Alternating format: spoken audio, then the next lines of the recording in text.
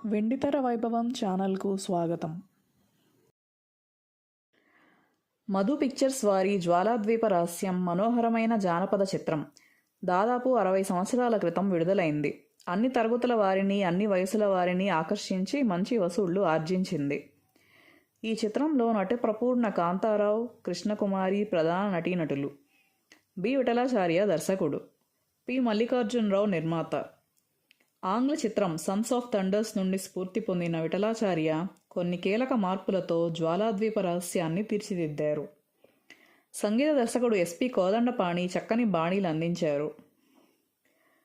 మద్రాసులోని సత్య studio, Vijayavahini స్టూడియోలలో ఆకర్షణీయమైన భారీ sets వేశారు.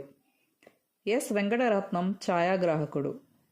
ప్రేక్షకులను అబ్బురపరిచే కొన్ని సంక్లిష్ట వైవిధ్యభరిత సన్నివేశాలను రవికాంత్ నగాయిష్ అద్వితీయంగా వెండితెరకెక్కించారు. ఆనందకుమార వర్మగా కాంతారావు, బల్లాతక వర్మగా రాజనాల, సిద్ధేంద్ర భట్టారకునిగా ముక్కామల, కంఠీరవునిగా నెల్లూరు కాంతారావు ఆకట్టుకునే భూమికల్లో కనిపిస్తారు. రాజకుమారి అరవిందగా కృష్ణకుమారి అందచందాలతో అలరిస్తుంది. కాంతారావు కృష్ణకుమారిపై తీసిన చుక్కలన్నీ చూస్తున్నాయి, లేత వయసు గల చిన్నదాన, కృష్ణకుమారిపై చిత్రీకరించిన ఎన్నడూ చూడని అందాలు, పాటలు అదనపు ఆకర్షణ. సిద్ధేంద్ర భట్టారకుడు క్షుద్రదేవతను ఆరాధిస్తుంటాడు. మనిషికి ముసలితనం, మరణం రాకుండా చేయాలన్నదే అతడి సంకల్పం. ఇందుకోసం జ్వాలామాలిని దేవి విగ్రహానికి ప్రతిరోజు ఒక పసిబిడ్డను బలిస్తుంటాడు. ఈ సంగతి మహారాజు ప్రభాకర వర్మకు తెలుస్తుంది. సిద్ధేంద్రునికి దేశ బహిష్కరణ శిక్ష విధిస్తాడు. తదనంతర పరిణామాల్లో సర్పకేసి అనే మాంత్రికురాలిని సిద్ధేంద్రుడు కాపాడతాడు. ఆమె చేత జ్వాలాద్వీపం సృష్టింపజేస్తాడు. కథానాయకుడు ఆనందవర్మ పెంపుడు తండ్రి ద్వారా తన జన్మ వృత్తాంతం తెలుసుకుంటాడు. జ్వాలాద్వీపంలో బందీలుగా ఉన్న తల్లిదండ్రులను, 4 సోదరులను కాపాడుకునేందుకు వెళతాడు. అనూహ్యంగా రాజకుమారి అరవింద మన్ననలు పొందుతాడు. జ్వాలాద్వీప రహస్యాన్ని ఆనందవర్మ ఛేదిస్తాడు. తల్లిదండ్రులను, 4 సోదరులను కాపాడుకుంటాడు. క్లుప్తంగా ఇది ఈ చిత్ర కథ.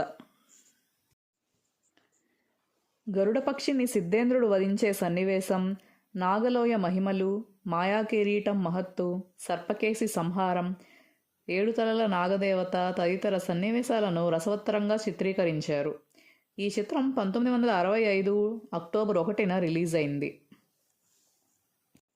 ఈ చిత్రంలో కాంతారావు, రాజనాల, ముక్కామల, కేవీఎస్ శర్మ, నెల్లూరు కాంతారావు, వల్లూరి బాలకృష్ణ, కైకాల సత్యనారాయణ, కాశీనాథ్, వడ్లమాని విశ్వనాథం, కృష్ణకుమారి, సూర్యకళ, బృందావన చౌదరి, ఝాన్సీ, లక్ష్మీకాంతమ్మ, జానకి, సచ్చు, రమాదేవి, మీనాకుమారి తదితరులు నటించారు. రచన జి. కృష్ణమూర్తి. సంగీతం ఎస్పి కోదండపాణి. ఛాయాగ్రహణం ఎస్. వెంకటరత్నం.